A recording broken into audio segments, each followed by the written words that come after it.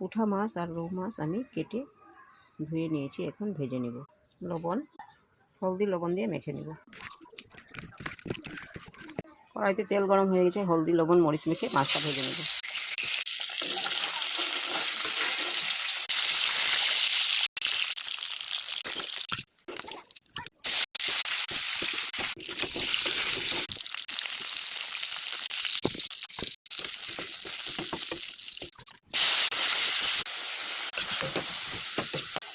জিরা ধনিয়া হলদি মরিচ টমেটো ভাজা হয়ে গেছে, জল দিয়ে দেবো। জল ফুটে গেছে, মাছ দিয়ে দেবো।